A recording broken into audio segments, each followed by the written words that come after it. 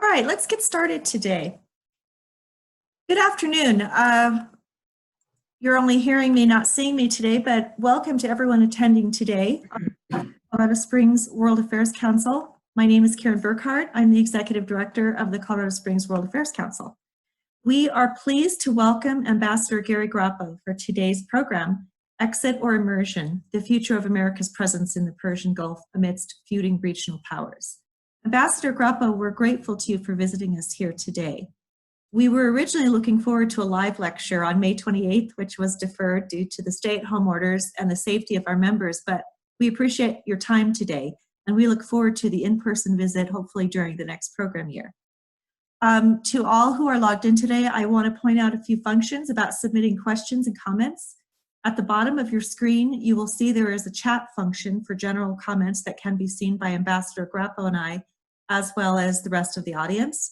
There's also a Q&A function for submitting written questions and a raise hand function if you'd like to ask Ambassador Grappo a verbal question directly. We will be deferring questions until after the presentation, so please be patient if you have your hand up. With that, I'd like to introduce today's speaker. Gary Grappo is a former U.S. ambassador to the Sultanate of Oman, among other distinguished posts, and is currently a distinguished fellow at the Center for Middle East Studies at the Korbel School for International Studies, University of Denver. Previously, he was visiting senior scholar at the University of Wyoming. He possesses nearly 45 years of diplomatic and public policy experience in a variety of public, private, and nonprofit endeavors. Ambassador Grappo is also CEO and founder of Equilibrium International Consulting. He provides analysis, guidance, and advice on foreign affairs and national security, and writes and speaks frequently on Middle East affairs and foreign policy. Ambassador Grappo, welcome. Well, thank you very much, Karen, and it's a pleasure to be with all of you, the Colorado Springs World Affairs Council, through the preferred medium of the day here on Zoom. I would certainly prefer to be in Colorado Springs, but unfortunately, due to the circumstances we find ourselves in, we'll use the Zoom, with which, like the rest of you, I'm sure, I'm becoming more and more familiar. So today, after speaking with Karen, I wanted to talk about U.S. foreign policy, specifically as it relates to two countries with which the United States has had long relationships, one quite extensive, dating back 75 years. This is Saudi Arabia, and that has been largely positive, but not without some troubling times. And then the second one with Iran, which has been marked mostly by antipathy between our two countries, and that's only gotten worse over the last several years. Our relationships with these two countries have largely defined U.S. foreign policy in the Middle East, I'd say for at least the last 50 and probably more years. Clearly, there are other elements to U.S. foreign policy in the Middle East as it relates most definitely to the state of Israel and its security, to combating terrorism, and a number of other elements. But nevertheless, those two countries really today have come to define, in large measure, U.S. policy in the Middle East. And so I want to talk about how the United States goes forward in addressing this as we proceed, particularly since both of these relationships are under considerable scrutiny today, both our relationship with Saudi Arabia and with Iran. So I'm going to start first by talking about Saudi Arabia. As I said, our relationship with Saudi Arabia dates back to 1945, after the historic meeting between King Abdulaziz Saud, the founder of the modern state of Saudi Arabia, and President Roosevelt after his historic meeting in Yalta in the Bitter Lakes, which is in the northern end of the Red Sea. And it began a long and rather odd relationship, given the types of countries we are. throughout that 75 years, this relationship has been defined by our common interests, not common values. If we think of some of our close relationships around the world, some of the European countries, Canada, Japan, and so forth, we find that our relationship is a function of both our shared values and our shared interests. But we simply do not have the shared values in the case of Saudi Arabia. In fact, no two countries could be more different when it comes to values. It's hard to identify a single value that the United States and Saudi Arabia share. But our interests have been pretty significant, whether it's in the assurance that the region's natural resources remain accessible to all countries of the world, including, of course, our own, or to ensuring that the message of Islam is moderated to the extent that it does not serve to perpetuate extremism around the world. Those are just two interests that we've shared. But for the most part, it's been confined largely to that. But that relationship has encountered some difficulties over the course of the 75 years.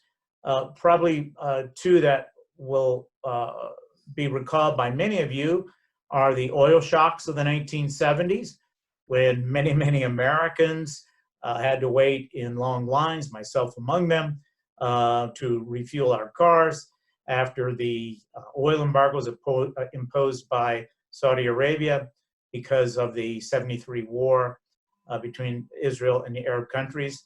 And then finally, by the 9/11 attacks. In those 9/11 attacks, we know that most of the attackers were Saudi citizens, and it led many Americans and our own government to question the viability of the relationship we had had heretofore with that country.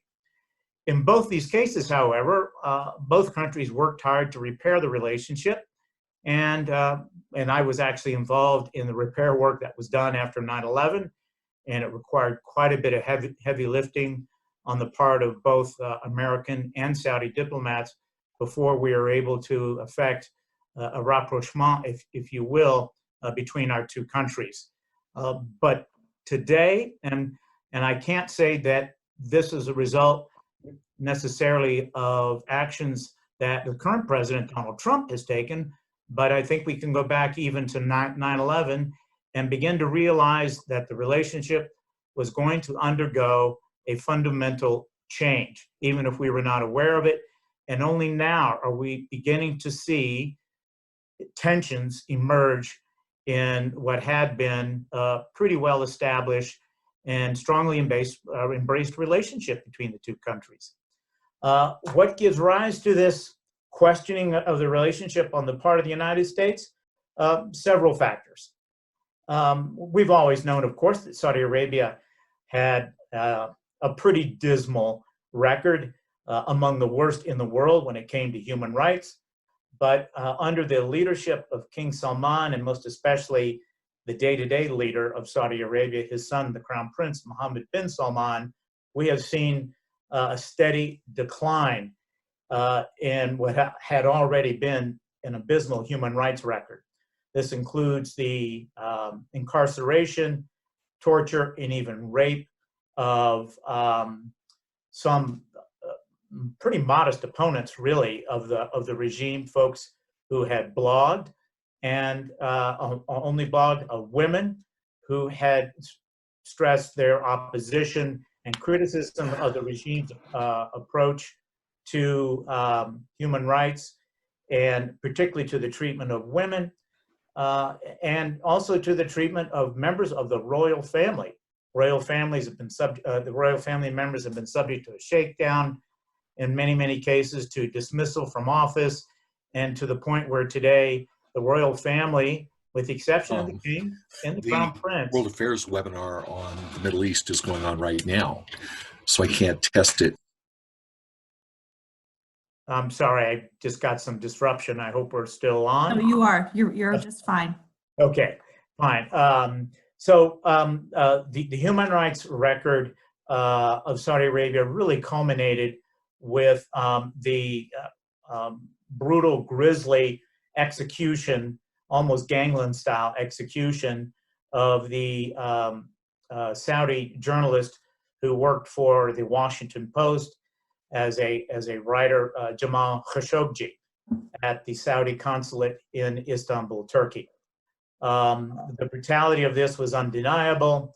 The Saudis went through, on last count, at least 6 iterations of trying to explain this. They were held accountable up to and including the Crown Prince himself by the United States Senate, by the CIA, and by the State Department, and an investigation, an investigation launched by the United States, or by the United Nations, also found that the Crown Prince was ultimately culpable in this terrible execution and dismemberment. And it ended up leading many members of the Congress to question what kind of a leadership Saudi Arabia now had and where it was going to lead this country. And then we saw a number of other questionable actions by the leadership in Saudi Arabia. A falling out with Canada just because of the foreign minister's critical tweet about the human rights record there and the expulsion of the Canadian ambassador. We saw the invitation to the Lebanese prime minister to Riyadh under false pretenses, then held under house arrest, and then forced to publicly resign from his position on Saudi television. It was televised throughout the Middle East. These sorts of things were incomprehensible to many Americans, and in fact, many people around the world. We then saw a breakup of the GCC led by Saudi Arabia when they began to impose onerous restrictions on the government of Qatar, which is sort of a small island nation just off the coast of Saudi Arabia, the eastern coast in the Gulf. And that has ended up becoming a very divisive issue within the GCC and has ended up effectively destroying what had been probably one of the stronger multilateral organizations in the Middle East. These are the 6 Gulf countries. So we find the UAE and Bahrain siding with Saudi Arabia, Kuwait and Oman, not necessarily siding, not necessarily objecting, but certainly not joining the Saudi boycott of Qatar. It has effectively destroyed the GCC in terms of a functioning and effective organization within the Gulf. There have been some other actions, particularly recently, with the Saudi willingness to go to the mat, if you will, in terms of an oil duel with with Russia, and this coincided, of course, with the start of the pandemic, and it drove world oil prices to rock bottom levels, which became then an existential issue for America's shale oil industry, and actually has led to many of them going out of business. If you stop and think about President Trump's overall economic policy, he's taken a very strong position with respect to support for fossil fuels in this country, and most especially the shale industry, and again, led to many members of the U.S. Congress, including many Republican members from major oil-producing states like Oklahoma and Texas, to also question this relationship with Saudi Arabia.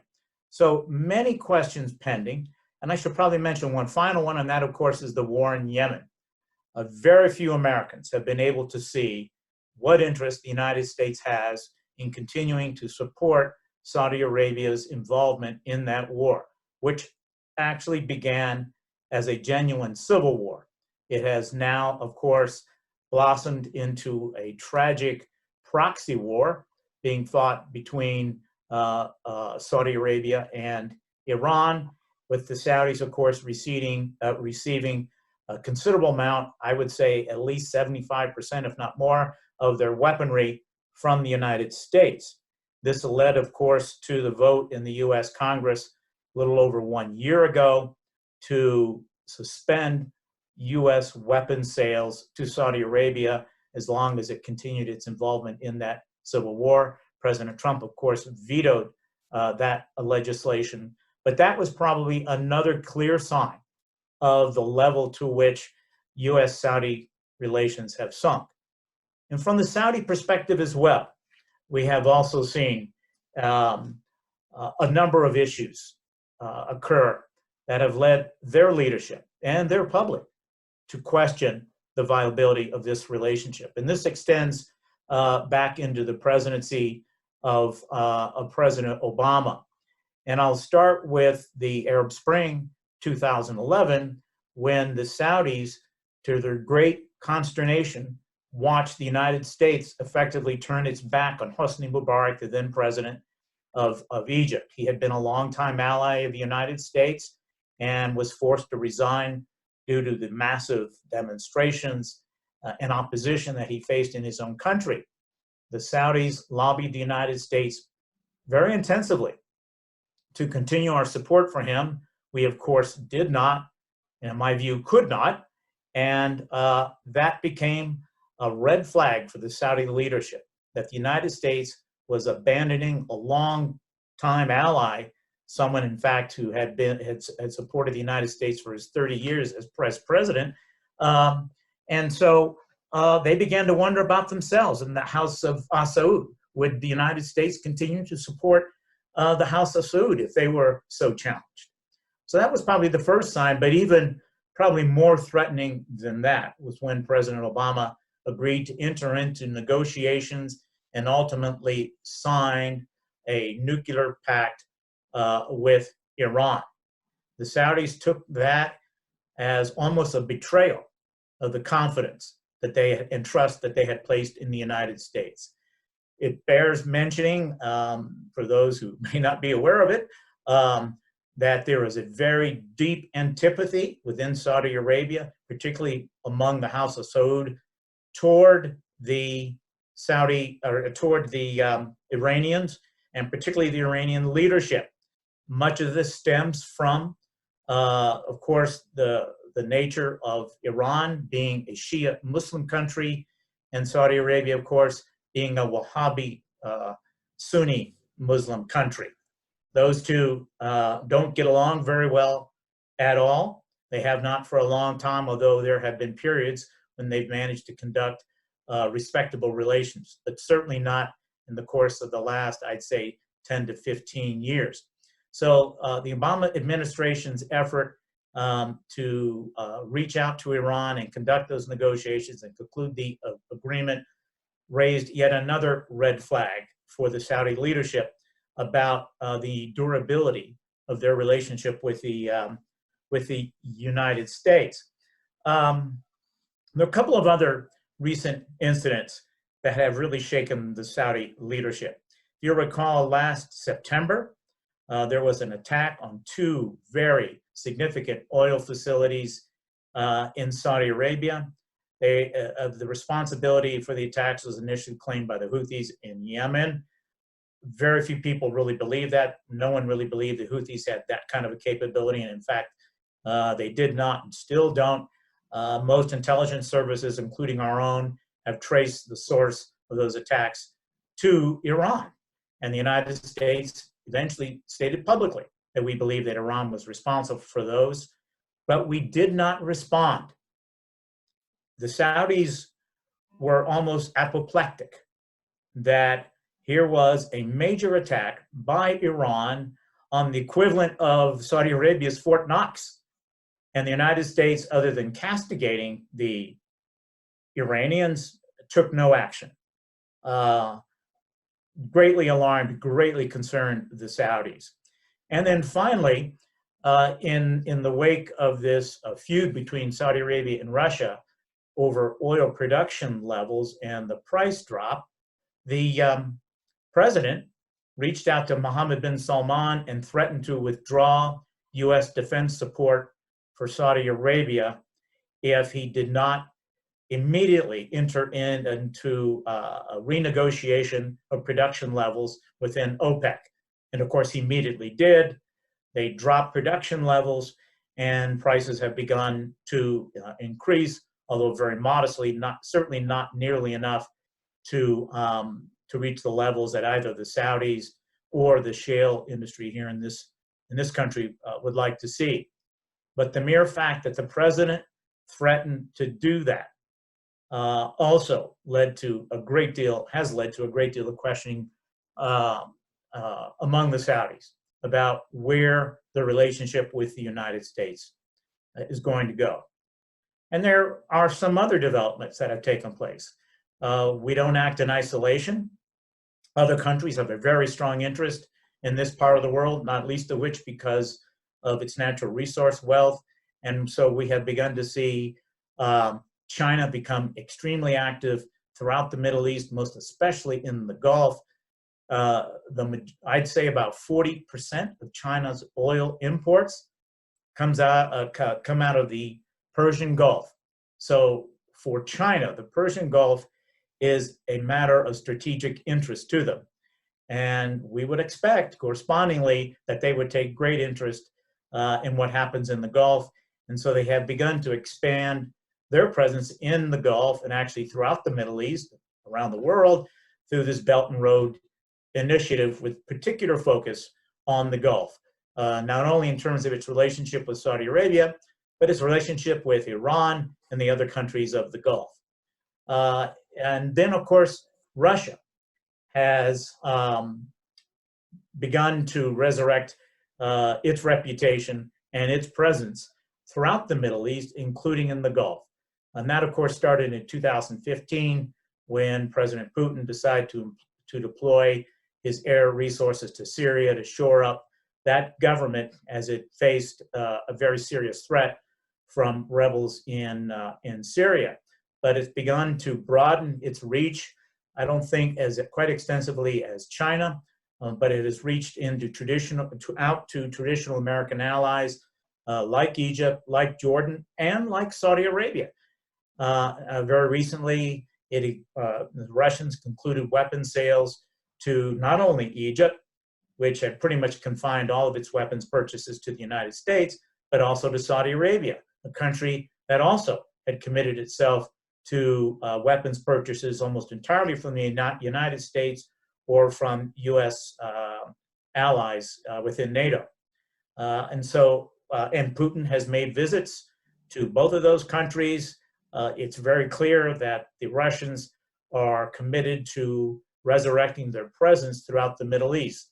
This was a presence that was largely eliminated after the 1973 war when then Secretary of State Henry Kissinger very cleverly maneuvered the Soviets out of Egypt and effectively out of the entire Middle East until 2015.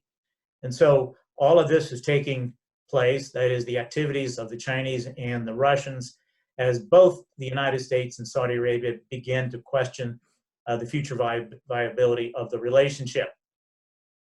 But I want to go back to the basis for this relationship and why I think the United States, regardless of administration, can't walk away from the relationship with Saudi Arabia.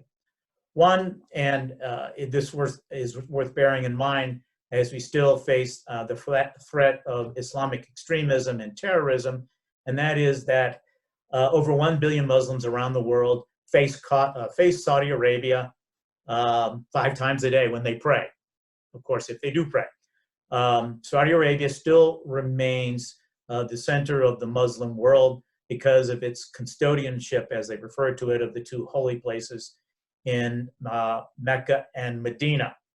And so Saudi Arabia will always occupy a very unique place within the Islamic world. And for the United States, given the challenges that we face within the Muslim world, it's important, it will be important for us to maintain some form of comity and actually cooperation with that government. On a more strategic level, and we saw this with the back and forth on production levels and prices of oil, oil remains a critical strategic commodity in the world today and for the foreseeable future. That's despite the rise of alternative fuels and the movement toward more green production or more green energy. And so I think that regardless of how we might feel about the Saudis, they will play a pivotal role because they have the capacity to turn on and off the spigot like no other country in the world, including ours. Our production level, this is before the drop in oil prices, and the Russians and the Chinese were pretty much equal, right around the 12 million barrels a day level. The United States actually was slightly above the other two. I doubt that's the case now. But the Saudis export almost all of their production. The Russians do too, but the Saudis can turn theirs on and off. The Russians cannot afford to because their economy is so dependent. And of course, the United States can't because we consume pretty much everything we produce. And so the Saudis will play that unique role of being able to adjust production levels and influence international production levels in order to keep prices within a band that the global economy can tolerate. And of course, as I said before, oil is a critical commodity to the global economy. No oil and the global economy suffers as a consequence. So for these reasons, I think that our relationship with Saudi Arabia will continue on some basis. I'll also have to say that the Saudis still look to the United States as the ultimate guarantor of their security. That was the basis for the relationship in the very beginning in 1945. They were sitting on this effective pool of gold and cannot afford to not have the defensive capability in the event that it's jeopardized. And on many cases, 1991 being one example where they've been able to turn to the United States to backstop them. Bear in mind, by the way, that there is no formal defense agreement between the United States and Saudi Arabia. So that's sort of my prognosis of that relationship going forward. I want to turn now to the case of Iran and what we're confronting in the case of Iran. The Iranian economy, as a result of the sanctions imposed beginning in 2018 and subsequently, is suffering probably far more than they had anticipated when President Trump announced the U.S. withdrawal from the JCPOA in May of 2018, 2 years ago. And the numbers are undeniable, and not all of them are due to the sanctions, but certainly the sanctions have had a huge impact. Following sanctions in 2018, the Iranian economy declined by GDP declined by 3.5%. The following year, last year, by 9%. And this year, pre-pandemic, it was projected to decline another 9%. Now with the pandemic, I've heard some pretty extreme estimates. I won't quote you any, but certainly worse than the upper prediction that I mentioned just a moment ago, 9%. We've seen inflation skyrocket. We've seen the value of the Iranian rial plummet as compared to the U.S. dollar or the euro or other international currencies. We've seen unemployment go up, particularly among young people, and we've seen prices as a consequence go up across the board, including on food items. In some cases, some food items over the course of the last I'd say 4 to 6 months have gone up by as much as 140%, depending on the particular item. And it's so no surprise that Iranians were out on the street in very large numbers beginning last fall throughout the country, demonstrating not only for the economic pain that they have been suffering as a result, not only of the sanctions, but also because of the economic mismanagement of the central government, but also calling for a change in leadership, which is something Iranians have been very, very reluctant to do in the past because of the potential consequences they might suffer. And indeed, many Iranian demonstrators suffered with imprisonment, no definite numbers, in the thousands, and an estimated minimum of 1,000 who were actually killed by Iranian security forces during those demonstrations. So things have taken a very severe turn for the worst. The administration claims some credit for this because of the reimposition of sanctions. But if you look at the announced purpose for the U.S. withdrawal from the JCPOA, that is the nuclear accord, and for the reimposition of sanctions, you begin to question then how effective are we actually with this approach. The president said that he wanted to change the way the Iranians approached missile development, and particularly medium-range missiles, which can reach as far as Europe and potentially be loaded with a nuclear warhead. He wanted to see a change in their behavior with respect to support for regional extremism, whether it's in Yemen, whether it's in Bahrain, Iraq, Lebanon, Syria.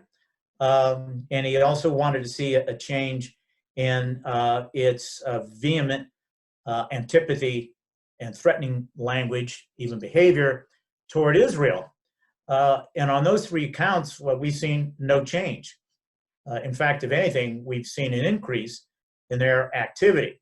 And so it begs the question, is the purpose of the sanctions to inflict pain? Then they have been extremely successful. If the purpose of the sanctions is to change behavior, they have been less successful. In fact, I would say unsuccessful up until this point. And then there's some other developments that are occurring within Iran that question in which direction not only Iran may be going, but the relationship, or the lack of one, that they have with the United States as a result of our withdrawal from the JCPOA. The first is, of course, the Iranians have begun to raise the level of low-enriched uranium under the JCPOA. They were limited to 3.5% enriched uranium. They are now up to 4.5%. So they are exceeding the limit allowed under the JCPOA. Once they reach 5%, they will reach a level that's generally described as military grade. That's certainly not any level necessary to produce a nuclear weapon. But they currently have, and this is another violation of by the Iranians of the JCPOA, they currently have enough low-enriched uranium to ultimately, if they decided to proceed in this direction, produce a nuclear weapon. Because the JCPOA allowed them to produce no more than 300 kilograms of low-enriched uranium. They are now up to about 1,200 kilograms, and you probably need about 1,500 kilograms of low-enriched uranium to then refine it to the 90% level that is necessary for a nuclear weapon. And that's not to say that they're going to build one, but that would be one critical point that would prepare them if they decided to move forward. There are a lot of other areas where they are still deficient in being able to produce a nuclear weapon. If they intended to produce one, they would certainly have enough low-enriched uranium to produce the necessary level of high-enriched uranium for that weapon, probably within 3 to 6 months. But there are some other unfortunate developments as a result of the U.S. withdrawal from the JCPOA and the ratcheting up of the tensions between our two countries. There is now a major issue dividing the United States from its principal allies within the JCPOA. In fact, our principal allies, period, and that's Britain, France, and Germany. They have been forced to take a position at odds with the United States when it comes to Iran, and none of our four countries wants that. But that's effectively what has happened. The Iranians, of course, delight in that, but nevertheless, it's a fact now that those three countries stand at odds with the United States, and this is a particular problem as we move into this period, as many of you have read, where the United States is trying to prevent the Iranians from capitalizing on the that portion of the JCPOA, which allows them to begin importing weapons into Iran. The suspension of weapons imports expires after 5 years, and they will reach that point in the latter part of this year. The United States is trying to prevent that and is trying to make the case for it within the Security Council. It's unlikely it's going to work, but the unfortunate aspect is that while the French, Germans, and the British support us in this effort, in the end, they have no persuasive powers within the Security Council because the Russians, most definitely, and likely the Chinese, are going to be unconvincible given our withdrawal. And then the last outcome that I think is important to point out is that with the U.S. withdrawal from the JCPOA, it really strengthened the hand of the hardliners who had always warned that the United States could not be trusted, that we would either undermine, violate, or ultimately withdraw as we did from the JCPOA. And as a result, President Rouhani, in the Iranian scheme of things, could probably be characterized as a moderate, although it's hard to find moderates these days anywhere in that government. Relatively speaking, he was a moderate. He is now greatly weakened and has almost no say now in Iranian foreign policy, certainly none on the security side. And the hardliners have been strengthened. And this is particularly important when we consider the age and the health of the current supreme leader, Ali Khamenei. He is either 80 or 81 years old. He has had health problems. He had a bout of cancer a while back, which apparently was successfully treated, but has raised a number of questions about his successor. At the moment, it appears that those most likely to succeed him are all pretty strongly conservative, at least as strongly conservative as he is. And so this is the current set of circumstances in which we see ourselves. But I want to mention one last point before I open up to the conversation here with respect to Iran. The espoused ideology, that is this walayat al-faqih, the authority of the supreme leader, the jurisprudent as it's referred to, is little regarded these days. That is the undergirding basis for it. That is the Islamic, the Shia Islamic theology. It has pretty much been disregarded by the vast majority of Iranians. The Iranian people pretty much understand now that they are being ruled by a theocracy that has a very heavy arm and has armed itself extremely well with the Islamic Revolutionary Guard Corps, which has accrued great power and many, many resources, far more than it had when Khamenei came to power in 1989. And they have become his hammer for enforcement of discipline and compliance in Iran. There is a militia group, a paramilitary group, so to speak, known as the Basij. They also have played an effective role in ensuring that there is no opposition, no criticism of the supreme leader or this concept of the walayat al-faqih.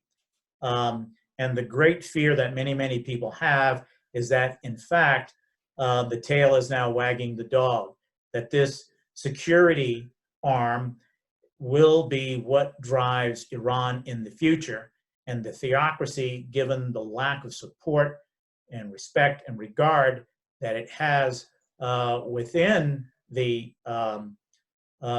country at large, is now seen as a non-player, and it will be the IRGC that will call the shots as Iran moves into the future, becoming effectively a military dictatorship with a thin veneer of Islamism on top. So it's really important to understand that the mass of opposition to the central government, they have shown themselves to be corrupt and grossly incompetent in being able to run this country. They have destroyed the banking system. The demonstrations that had begun to take place last fall and continued through the early part of this year before the start of the pandemic, which, by the way, hit the country, of course, quite hard, as many of you probably know, started with economic concerns, as I mentioned earlier, prices and shortages, but also bank failings, people unable to withdraw their savings from the banks, but also due to environmental degradation. That is, the very, very high pollution levels in major cities like Tehran, and severe water shortages and water pollution that's impacting its industrial base and its agricultural base. And all of the fingers are pointing toward mismanagement on the part of the Iranian leadership. And increasingly, they're having to resort to oppressive means to tamp down opposition. And that is likely to continue in the foreseeable future.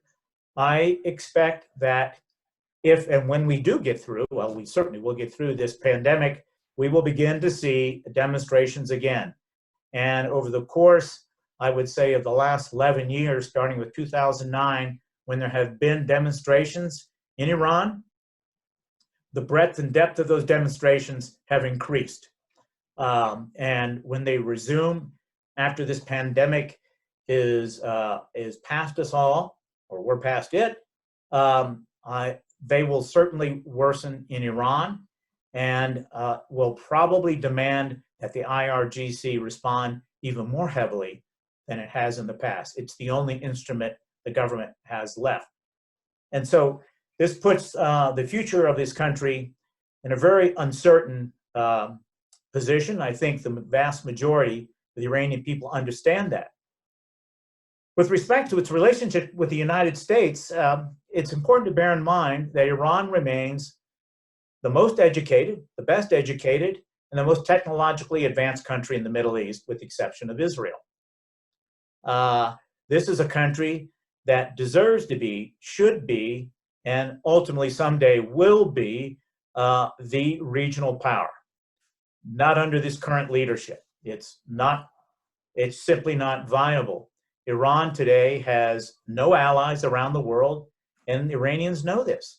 They are viewed as a pariah state. And on those episodic occasions, when they do have allies, they are fellow pariah states.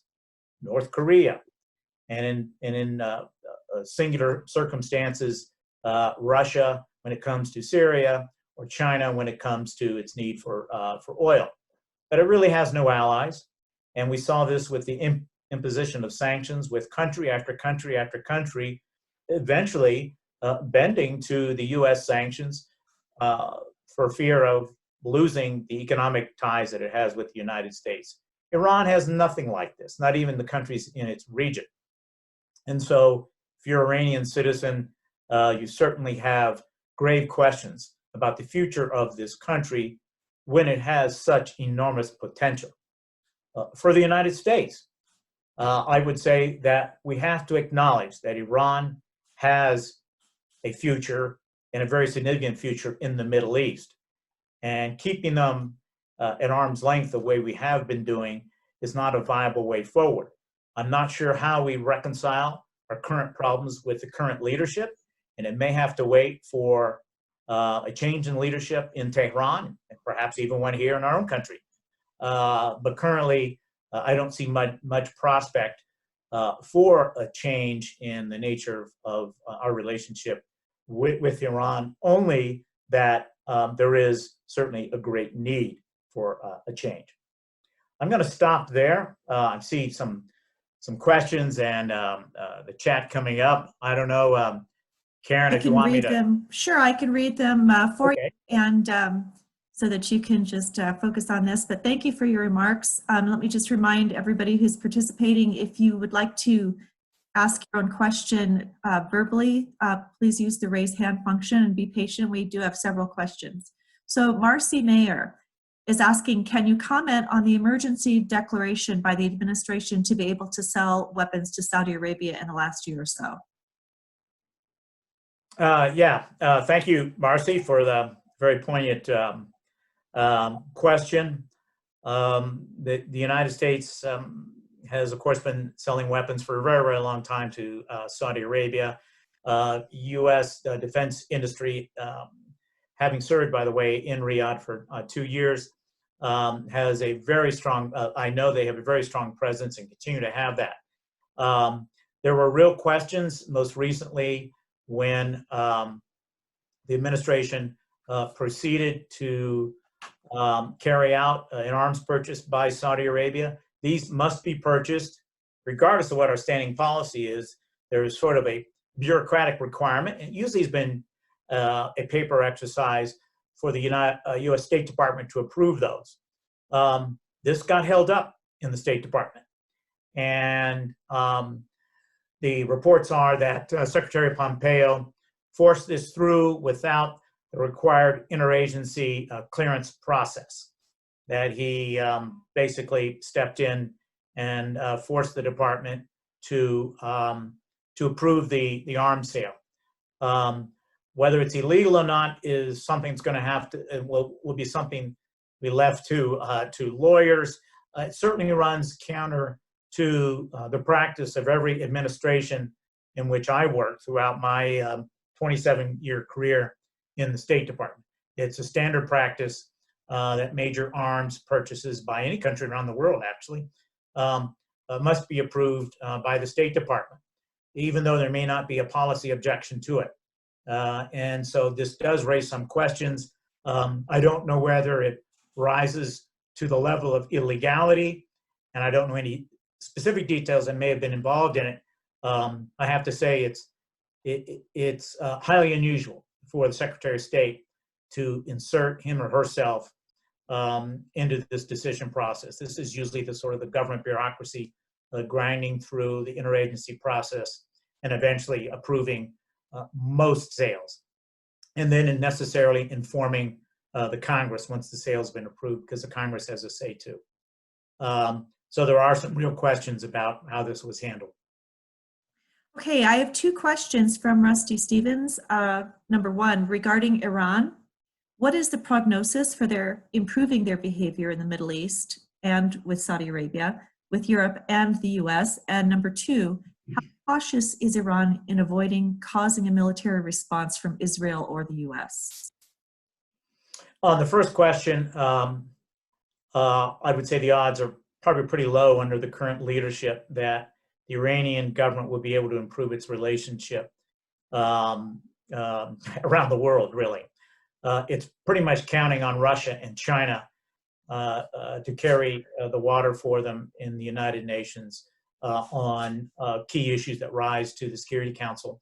But for the most part, as I had mentioned earlier, they have very, very few political allies around the world, really none to speak of. And you don't see any effort being made to cultivate a relationship other than a purely transactional one with some countries around the world. So under the current leadership and the current policies of Iran, I don't see much prospect for improving that. With regard to how the Iranians view potential confrontation with the United States or Israel, they are indeed very concerned, particularly about the former. A bit less about the latter, but they understand that they can't necessarily disassociate the two. They're probably learning their lesson in Syria right now. The Israelis have been very clear that they're not going to brook a threat to Israel by the encroachment of either Iranian or Iranian-friendly forces anywhere near Israel's border up in the northern part of Israel. And Israel has struck out on a number of occasions. Some they have acknowledged, many, in fact, most I would say they haven't, to destroy any perceived threat on the part of the Iranians, or the Syrians for that matter, but especially for the Iranians. There have been reports sourced out of Israel, I haven't seen them from anywhere else, that the Iranians might be drawing down their presence in Syria. I'm still questioning the truthfulness of that. It might be possible, but I don't think we should see that necessarily as a lessening of Iranian support for the current regime in Damascus. I don't see that ever happening, actually. That's viewed as a strategic relationship for them. But they certainly want to avoid any kind of a confrontation, sort of a head-to-head confrontation with the United States. They know they cannot come out on top of that. They'll continue to threaten, menace U.S. forces in the region, short of risking an all-out confrontation. The risk they face now, of course, is a very mercurial president whose decisions are not always predictable. And he's already gone on notice, not that this needed to be said, telling the U.S. naval forces in the Gulf that they should respond with force in the event that they are attacked or perceive a pending attack. That order has always been out there, didn't need it to be stated, but the president did anyway, and it came directly from him. So it ought to put the Iranians on notice. Nevertheless, I am greatly concerned by the IRGC. They are a bit of an extremist organization. They answer only to the supreme leader, but he does not always engage in tactical decisions.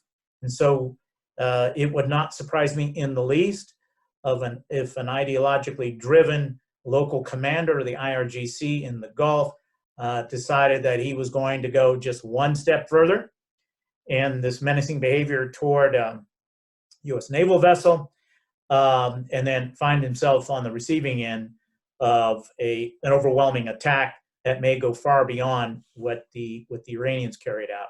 But for the most part, I'd say the Iranians certainly want to avoid any kind of a head-to-head confrontation with the United States. There's no way they can come out on top of that, and they know that. All right, we have another question from Salah Jine Hamoud. What are your thoughts on the deal of the century with the Saudis, as would be bankrollers for it, Iran opposing it, and Israel threatening to annex much of the West Bank?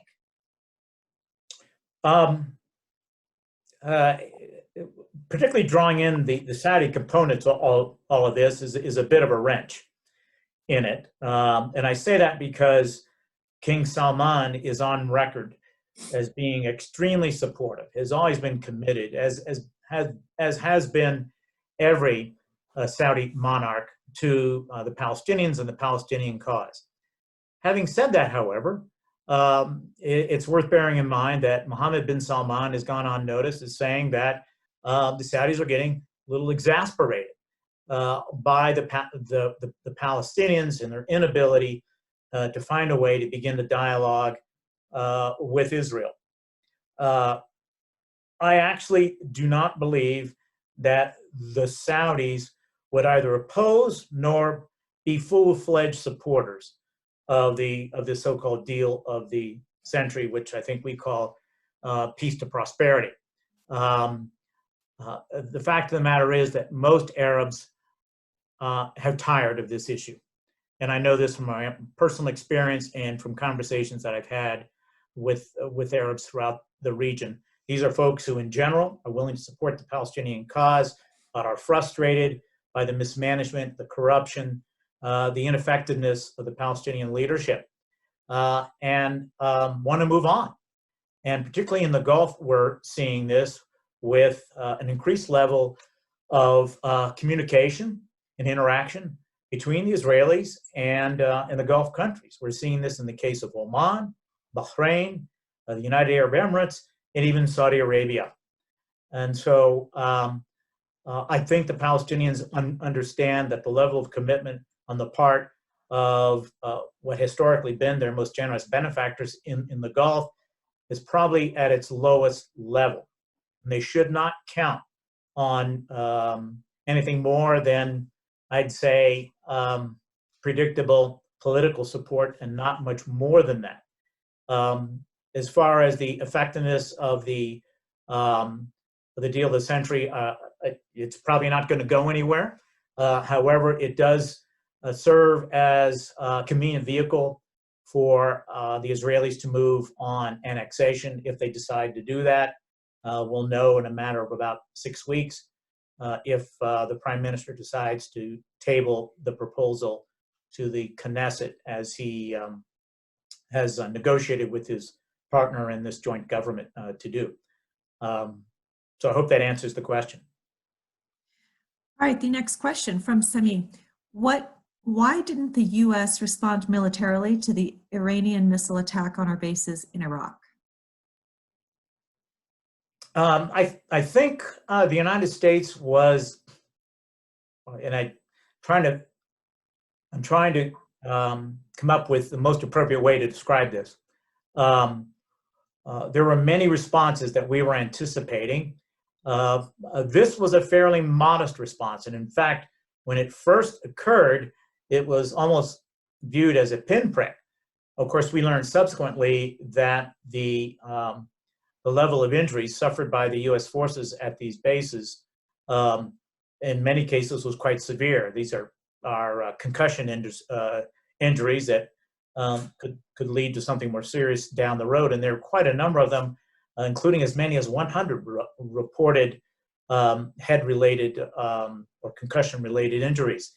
But at the time, it was viewed as an acceptable response that did not require a counter response by the United States. And of course, the Iranians had carried this out as a result of our assassination, our execution of Soleimani, the commander of the IRGC, and Abu Mahdi al-Muhandis, the effective leader of the pro-Iranian militias in Iraq. And he has a follow-up question here too, so I'll just read that before we go to our next to the written questions. Are we waiting for Iran to develop a nuclear weapon or to implode internally? Internal implosion is unlikely in my view, for the simple reason that I indicated earlier. The IRGC now has this is the Iranian Revolutionary Guard Corps, which is a parallel military force to its armed forces. It also has armed forces as well, and they play a secondary role actually to the IRGC when it comes to the country's national security, but also domestic security, in which the armed forces play no role. And they will ensure that the country remains intact. Now, they are going to be facing monumental economic challenges as they move forward, particularly if the U.S. continues with its sanctions regime and the Iranians continue on their current track, which may lead to reimposition of sanctions by other countries, including our allies in Europe. So whereas they may face increased economic degradation, I don't see any possibility of an implosion unless you define an implosion as removal of the theocratic leadership and its replacement with a military leadership, military being the IRGC. In terms of developing a nuclear weapon, the Iranians know that they have to be extremely cautious, because this is a casus belli for two countries in the world, Israel and the United States. And I don't think either country is going to stand by and allow the Iranians to maintain a nuclear weapon. Now, they are still a considerable ways from being able to do that. And even under the current circumstances, if they could develop one, they would be challenged to develop more than one without completely separating themselves from the JCPOA, which until now they've been reluctant to do. They still maintain some basic compliance with the JCPOA, not entirely, as I indicated earlier. But if they were to go the route of building a nuclear weapon, and it were confirmed by the United States and Israel, they certainly know that they would face some pretty devastating consequences. All right, move back up to Marcy Mayer. What does the average Iranian think currently about the U.S.? Do they fault us or fault their leadership for their situation? Up until the U.S. withdrawal from the JCPOA, we enjoyed considerable popularity. Iranians, ironically, were sort of pro-American. They liked the idea of America. They liked many of the aspects of the United States, the freedom we enjoy, the economic and technological advancement, certainly the American culture, which seems to be ubiquitous throughout the world, and even despite the best efforts of the Iranian leadership, even in Iran. So up until that point, I'd say we were doing pretty well. Since then, not quite as much. They do hold us responsible in part for the pain that they are currently suffering. I don't know for a fact that they would necessarily point to the United States as being responsible for the pretty severe casualties they've suffered and deaths as a result of the coronavirus. I think they pretty much point the finger at their own government and their own leadership for that.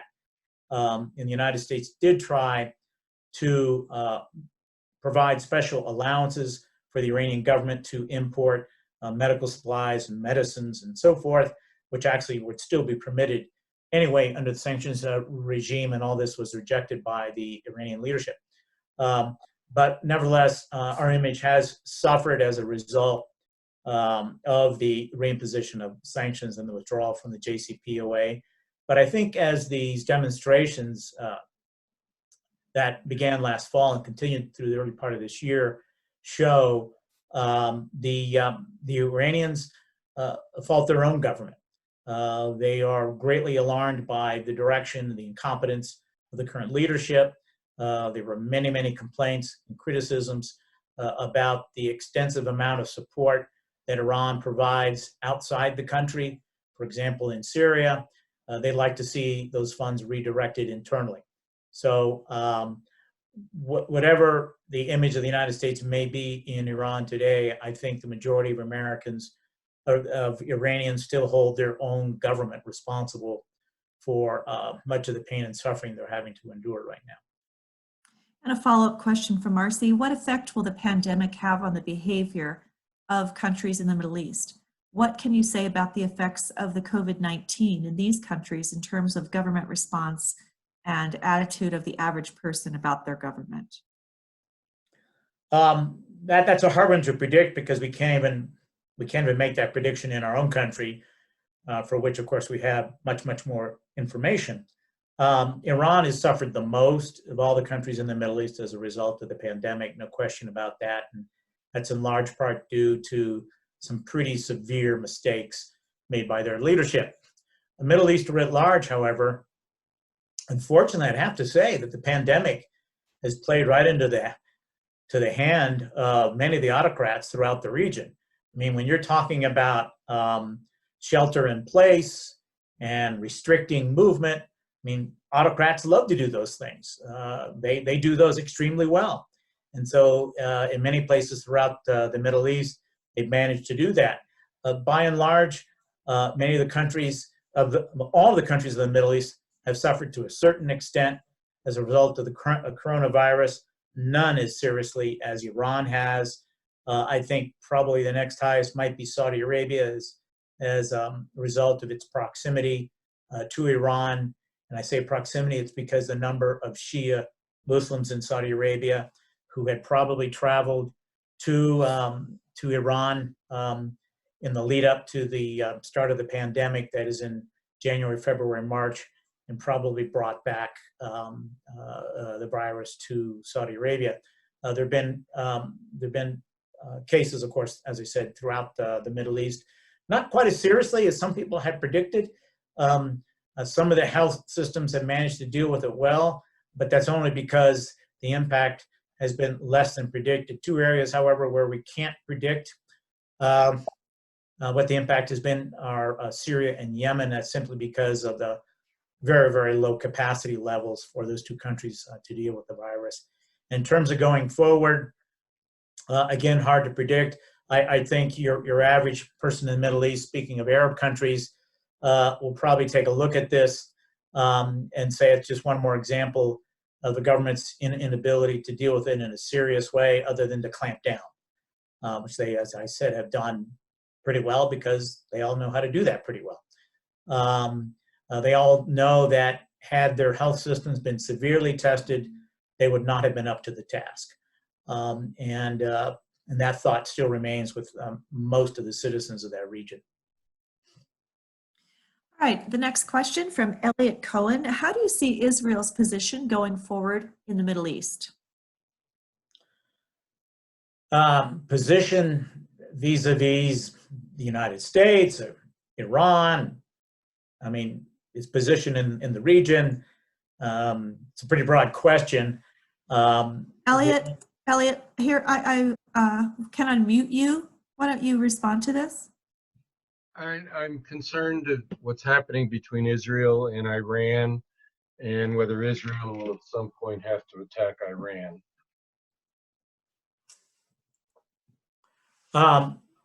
I think both Iran and Israel will try to avoid the circumstances. I mean, despite the rhetoric we hear, particularly from the Iranian side, but even periodically from the Israeli side.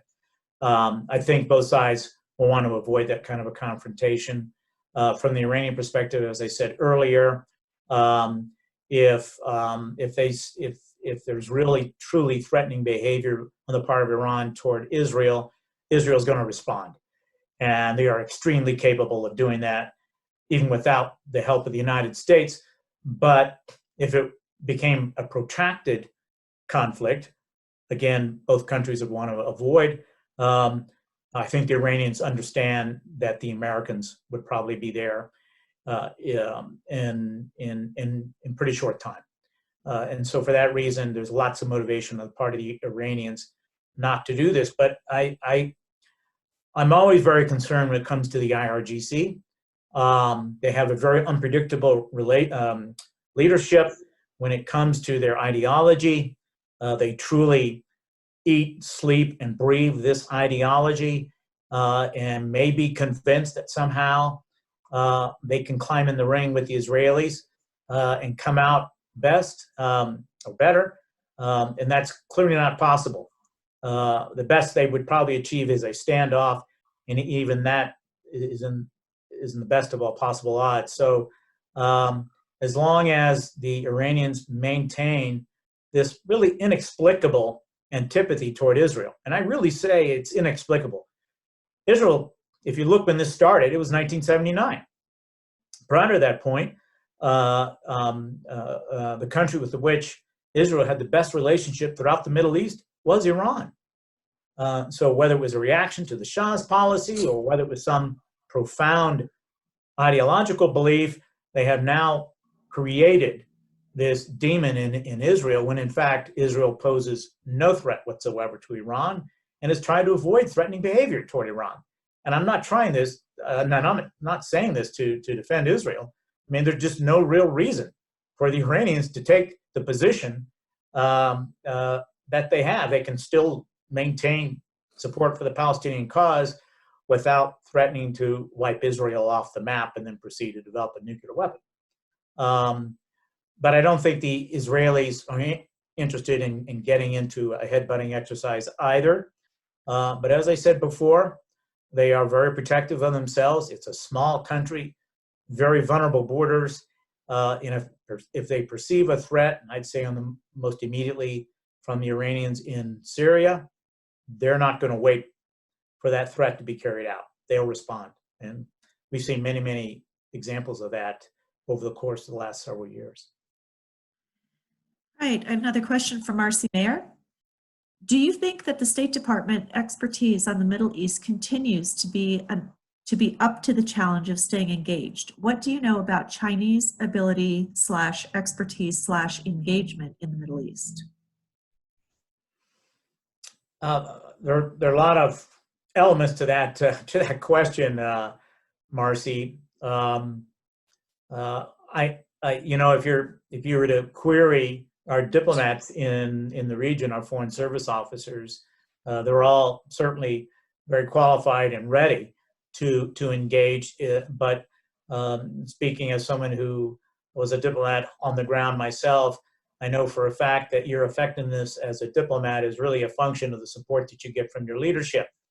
And there's a real question about the level of support that our diplomats are getting these days from either Secretary Pompeo or President Trump.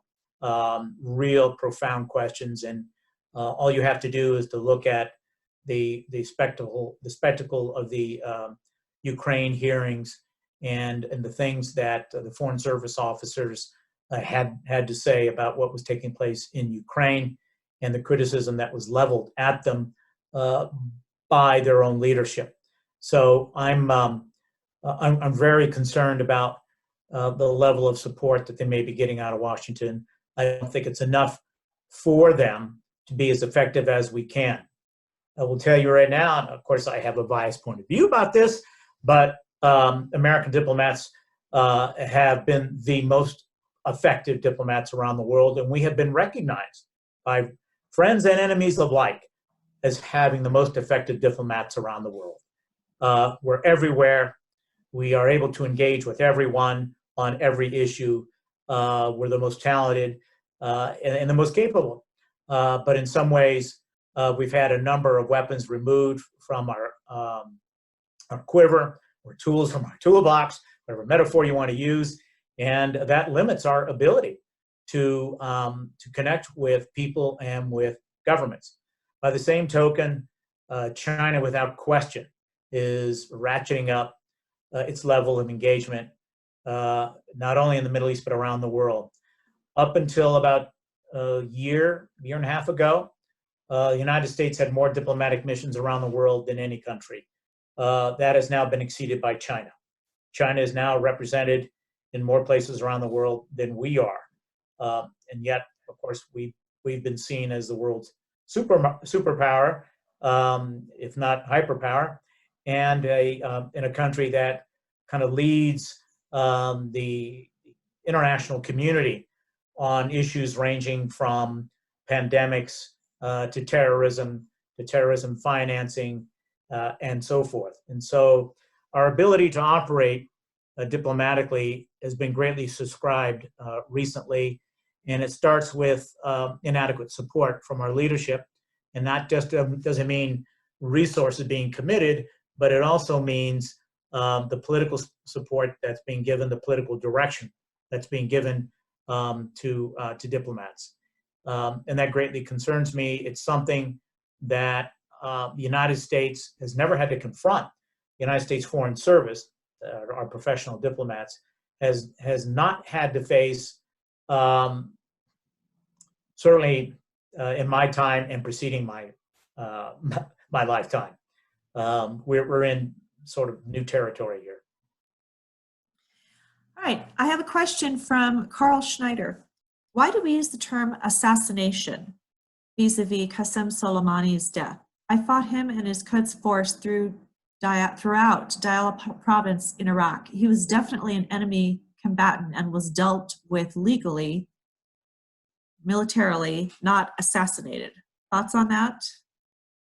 My own interpretation. You want to say he's executed? It's fine. I don't have a problem with that. He was a viable target, and in fact, I have no regrets having served in Iraq myself. I knew his level of involvement there. I knew his responsibility in working with the Iranian-supported militias at the time. Without question, he had American blood on his hands. I don't regret in the least that he's no longer a player. I would question the location where he was taken out in Iraq, having removed him in Iraq greatly complicated our relationship with the country with which we want to maintain a relationship, and that wants to maintain a relationship with us. I probably didn't mention, but at the same time those demonstrations were taking place in Iran, they were also taking place in Iraq, and they were largely directed at either the Iranians or their own leadership. And it was only after the killing of Soleimani that the demonstrations took on a different tenor. But I have certainly no regrets that he's no longer a player, and it's actually to some extent been effective in terms of the impact on the Al-Quds forces and the IRGC. I certainly have no regrets also on the other man who was killed in that attack, Abu Mahdi al-Muhandis. I couldn't begin to count the number of times I read his name on intelligence reports when I was serving in Iraq, and the things that he was responsible for. So they were combatants. They were legitimate targets. They will have known that, and they suffered the consequences of the life that they led. Thank you. Another question from Rusty Stevens. How will Erdogan/Turkey trend in influence/disruption in the Middle East, Persian Gulf region going forward? And Carl has said thank you for expanding on that previous question. Turkey's a very interesting case. And it's also an illustration of what is happening in the region right now, as the United States has sort of stepped back its level of engagement, not only on the military side, but most especially on the diplomatic side. Other players have stepped in, and we're now seeing increased activity throughout the region of a number of other players whose interests, by the way, don't always correspond to ours. And I previously mentioned China and Russia. Turkey is another. We've had a falling out with Turkey over the deployment of the modest forces that we had in Syria a while back. And now that we have withdrawn our forces, most of them anyway, we've seen Turkey move in and force our previous Kurdish allies into a compromising position. We also see Turkey involved elsewhere in the region, most especially in Egypt and in Libya, and they're always looking for other ways, in Iraq, of course, to assert their role in the region. They view it as a historic role. It's often been described as neo-Ottoman, in the sense that they once played a dominant role, that is until about 100 years ago in the end of World War I. And then now they see, as at least Erdogan sees himself as stepping into that role again. It's yet to be determined, really, beyond the immediate area of Turkey, how effective they're going to be. But it's interesting to note what they have done in Syria, in Iraq, in the Eastern Mediterranean, and in Libya. And I think by the way, Turkey's not the only one. In Russia and China, we've seen the UAE and Qatar both become very assertive in the region as well. Even Egypt in neighboring Libya with the conflict there. So I'm not at all surprised that when the U.S. as the major power, the dominant power by far in the region, decides to step back and leaves even a partial vacuum, that all these countries are stepping in to assert their parochial interests, and sometimes contrary to our interest or the interest of the countries involved. And this creates a high level of probability for conflict. And sometimes they can be resolved and sometimes they can't. In the case of Syria, Russia and Turkey were able to reach a ceasefire in the northwestern part of Syria. There are reports that they're now trying to reach a ceasefire in Libya, seeing as how Russia and Libya back opposing sides in Libya. So these are the kind of roles the United States would typically play in trying to resolve conflict. We're not doing that. The regional powers, if they can be successful, wonderful, but it will also, I think, be just another indication that the United States now is no longer the dominant player and is just one more player in the Middle East, and with the consequent impact on our interests there. Right, Jeff Stachel is asking how much of Iran's antipathy towards Israel can be explained as diverting their own inept management of their own economy? Oh, probably a lot. I mean, of course, the United States bears the brunt of that, since we're the superpower, we're the ones with economic clout, and can really sort of economically impose ourselves on that country. But the Israeli-Palestinian question provides a very convenient ideological shield for the Iranian leadership. It's certainly no secret that there's a lot of sympathy within the Muslim world for the Palestinian cause, and by identifying so strongly with that cause and against Israel, it fortifies to the extent that they can their image within Iran itself. They can try to blame some of their economic problems with on Israel. That's just that's really a reach. I mean, Israel has certainly built a very successful and effective economy, but it's really questionable what kind of economic impact Israel can have on Iran, given the size of their economy and the size of the country at large. Right, that is all for the written submitted questions. If anyone has any other questions or comments, we have a few minutes left. All right, we have a live question from Jim Allen. Jim, can you unmute yourself, or shall I? There you go. Go ahead, Jim.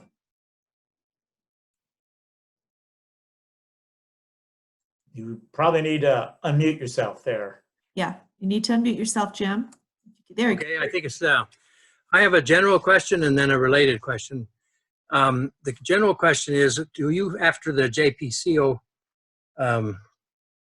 what's that thing called? The JCPOA, 2 years ago, do you feel less safe or more safe as an American today? And of course, I'm interested in the majority. Does the majority of the United States, in your opinion, feel more safe or less safe as it relates to Iran and being citizens in the United States? And related, when we have the election in November, if more of our population feels less safe, how big a factor is that going to be in increasing the chances that Trump is not reelected as president in November? The question of safety is I've not had that question before. It's an interesting one. I haven't seen any polling as to how Americans might feel. It is interesting to note that, however, that Iran has never been an existential threat to the United States, and will not be for many, many, many years, if ever.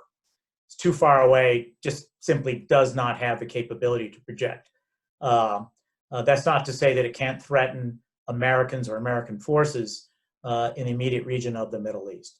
And so I was actually personally a critic of the JCPOA, although I recognized the value once it was signed of having it, and the potential, as improbable as it was, that it could lead to something even beyond that, and ultimately, over a longer period of time, some kind of a rapprochement between the United States and Iran. But that was really a stretch, and I don't know how strongly the Obama administration felt about it.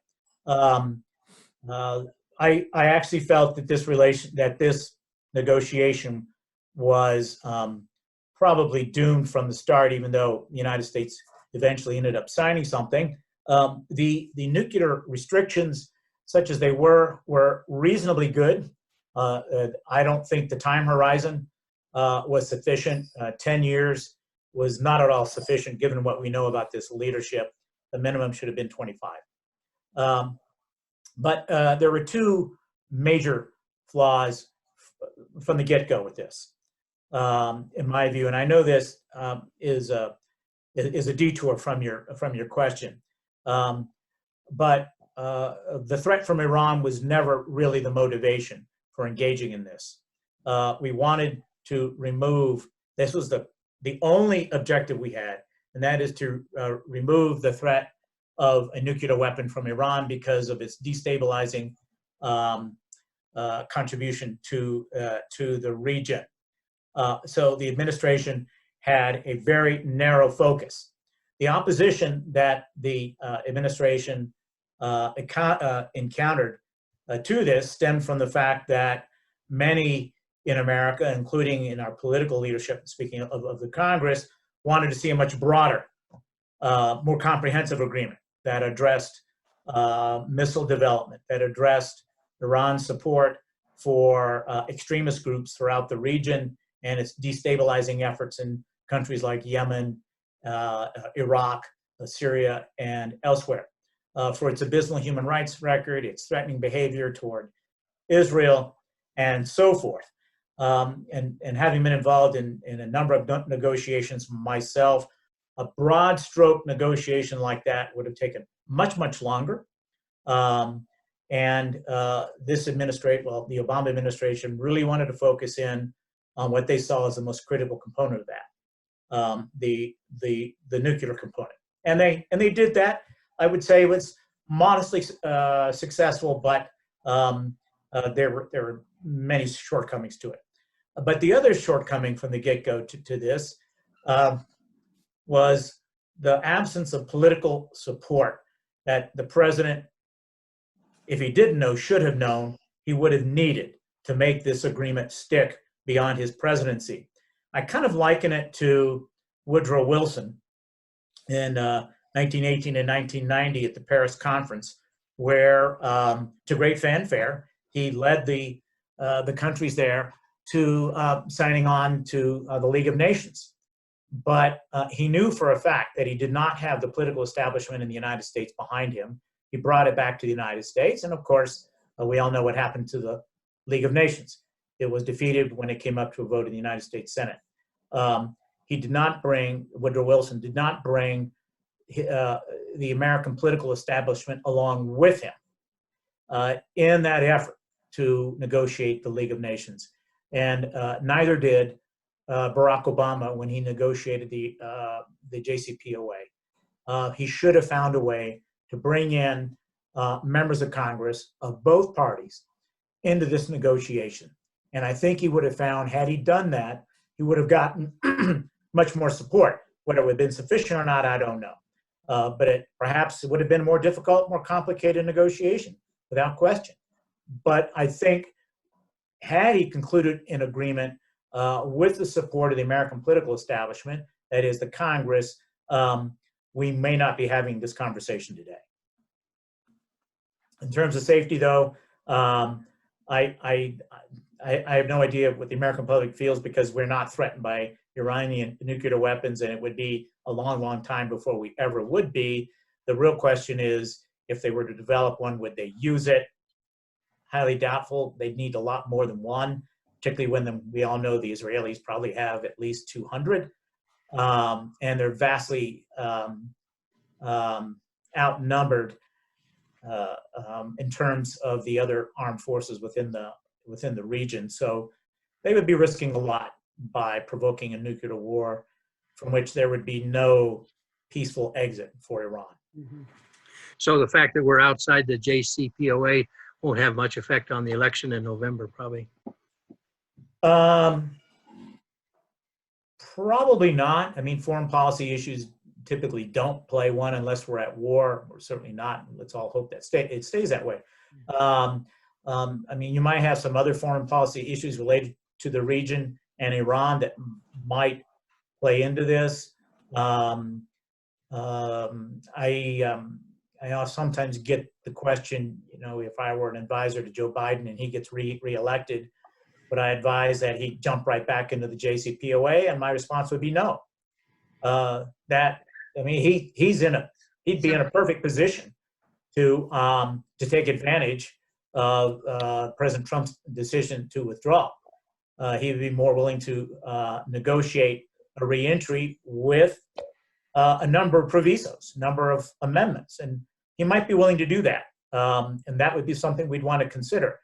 Long term, as I said in my initial remarks, I don't think it's in the interest of the United States or Iran, or the people of the region, that the United States and Iran remain at loggerheads the way we are. It's a major country that can play a major role, and under a different leadership, even a constructive role in the Middle East. And they are not in a position to do that now, but they will be. And we have to reconcile ourselves to this. And so we ought to be looking for a way to resolve our differences. Obviously, coming from the perspective of a former diplomat, I really think that diplomacy can play a role. It won't be easy. It will be a very difficult climb, but under proper leadership and circumstances, it could be done. It wouldn't happen overnight, clearly. Thank you. That brings us to the end of our scheduled time. I want to thank you, Ambassador Grappo, for the time that you've spent with us. And I do hope that you'll consider joining us in real life and in person as soon as we're able to do so. Remarks are fascinating, and thank you so much. Not at all, Karen. It's been my pleasure to meet and speak with you all, even via the admittedly circumscribed medium of Zoom. But I'm actually getting quite used to this. I'm teaching all my classes now via Zoom. And I do certainly, Karen, look forward to meeting with all of you in the near future, I hope, down in Colorado Springs. Thank you so much. You're welcome.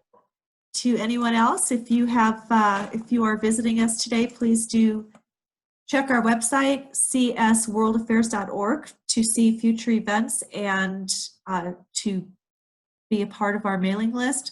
Next week, we have our next program on Wednesday, the 27th at 1 p.m., I believe. So please do check our website. That'll be about messaging disinformation from Moscow with the former executive director or CEO from Radio Free Europe. Thank you again. Have a wonderful evening.